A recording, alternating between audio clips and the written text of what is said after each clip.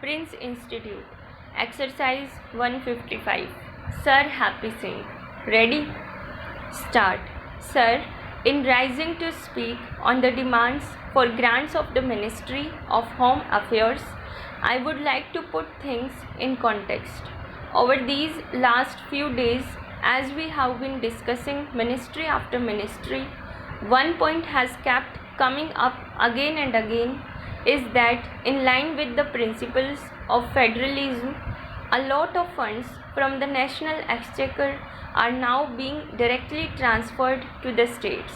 As a result, many of the centrally sponsored schemes are getting reduced allocations, and there has been lot of discussion about that.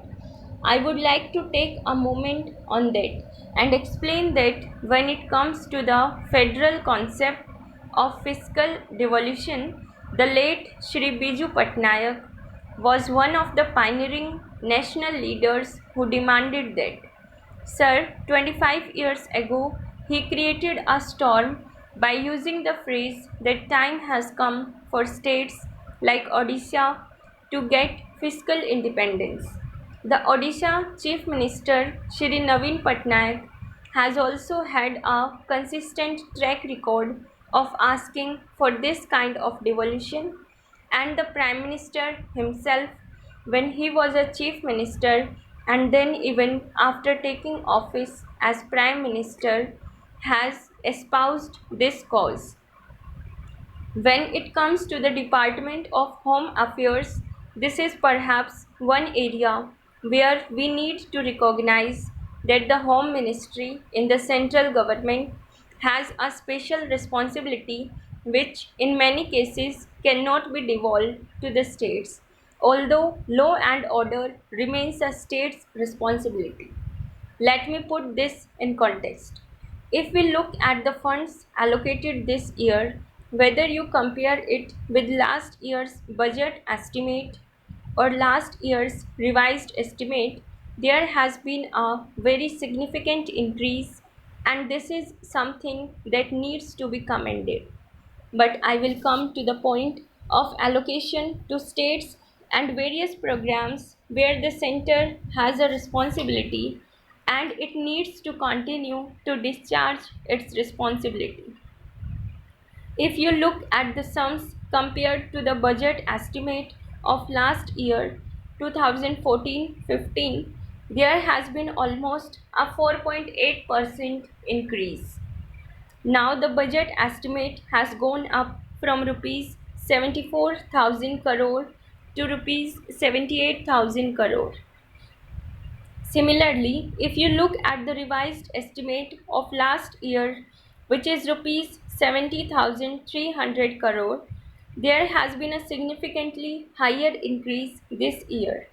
But here comes up the issue about central responsibility and states' responsibility. If you look at the discussion in the Standing Committee on Home Affairs, something very interesting comes up. The Home Ministry itself disagrees with some of the proposals made by the Finance Ministry that some programs which had so far been handled by the central government will either be wound up or be devolved to states themselves. The most interesting thing is that those of us who are in the standing committee have given a lot of support to this idea that the central government needs to continue to have responsibility for certain key areas where the national security is involved.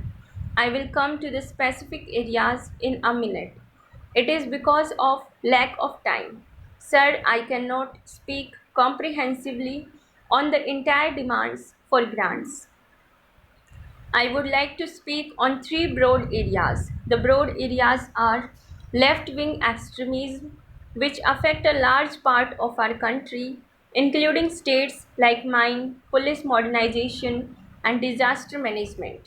So far as security angle is concerned, there is a concern that unless the central government's home ministry remains with a nationwide focus on left-wing extremism, we will continue to have this problem. We have very many schemes, for example, MGNREGA, Backward Region Grant Fund, National Rural Health Mission, etc. But this is precisely the crux of the issue that is being discussed, that if in cooperative federalism you are transferring bulk funds to the states, states have their own priorities. For example, Kerala has a much higher indicator of primary education than Odisha. So, Odisha may prefer to put more of its funds at its disposal in primary education, and Kerala may prefer to put more of the funds at its disposal into something else. This is where the central responsibility comes in, particularly in 106 districts through 10 states and 4 states which are more affected by left wing extremism, and both the aspects of developmental expenditure and security action need to go hand in hand.